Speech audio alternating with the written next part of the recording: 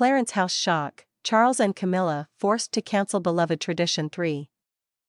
Clarence House, the esteemed residence that serves as King Charles's primary home in London, has remained closed to the public since 2019 and has yet to welcome visitors again.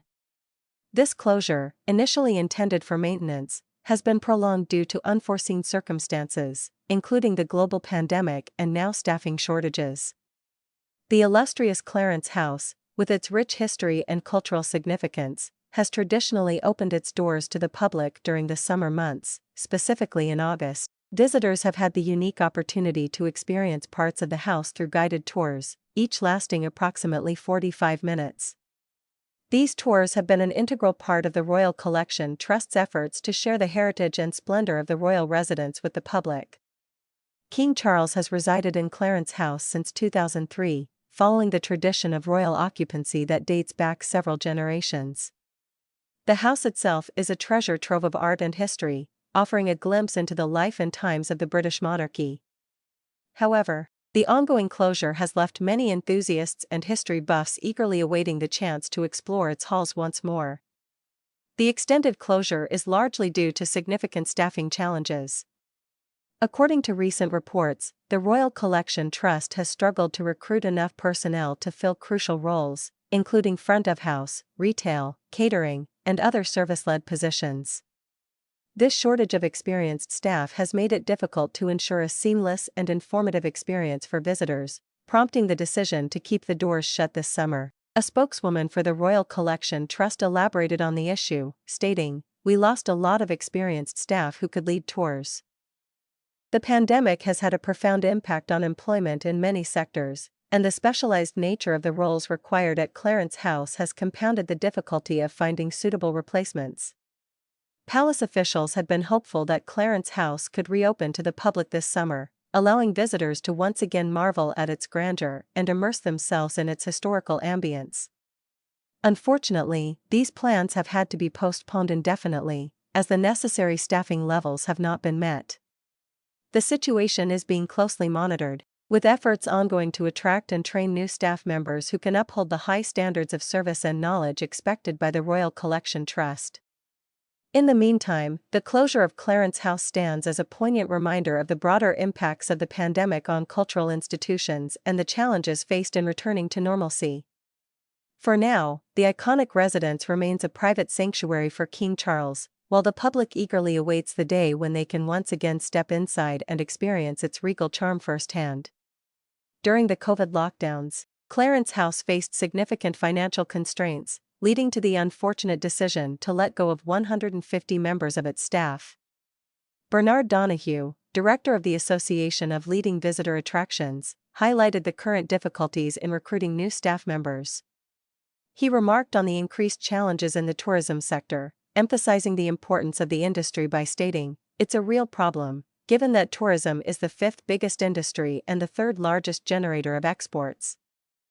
Clarence House, an architectural gem, was constructed between 1825 and 1827 by the renowned architect John Nash for Prince William Henry, Duke of Clarence. This historic residence has housed several notable members of the royal family over the years. The Queen Mother called Clarence House her home from 1953 until her passing in 2002. Queen Elizabeth II also resided there for a brief period, from 1949 to 1952, following her marriage to Prince Philip, during her time as a princess. Today, Clarence House serves as the primary London residence of King Charles and Camilla. Despite its significance and royal occupancy, the house has not been spared from the widespread impacts of the pandemic, particularly in terms of staffing and budget constraints. King Charles and Camilla also spend considerable time at Sandringham House, a retreat where Charles finds respite amid his cancer treatment. The ongoing staffing issues at Clarence House reflect broader challenges within the tourism and cultural sectors, which have been deeply affected by the pandemic.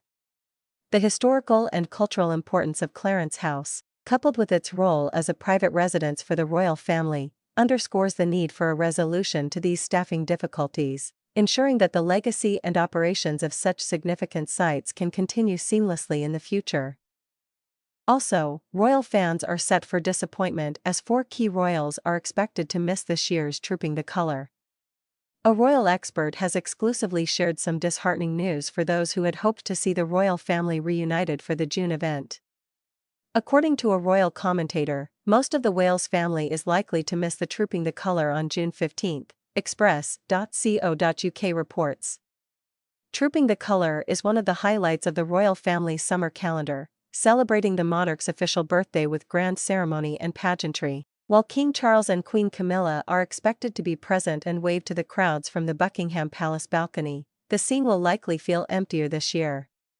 Princess Kate is expected to be absent as she is taking time off for cancer treatment, and if she is unable to attend, it is also unlikely that Prince George, Princess Charlotte, or Prince Louis will be there. Royal commentator Richard Fitzwilliam stated, "I am sure that William will attend as Colonel of the Welsh Guards. Obviously, Catherine is unlikely to because of her health, and it may well be that their children will miss this year's birthday parade." Fitzwilliams also noted that there is some uncertainty about whether Trooping the Colour will proceed this year at all due to the general election, though it is expected to go ahead.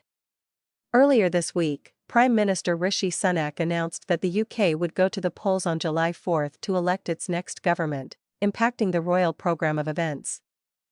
In response to the election announcement, the royal family issued a statement. Following the Prime Minister's statement this afternoon calling a general election, the royal family will, in accordance with normal procedure, postpone engagements that may appear to divert attention or distract from the election campaign. Their Majesties send their sincere apologies to any of those who may be affected as a result. Despite these changes, next month's D-Day 80th anniversary celebrations are expected to proceed as planned.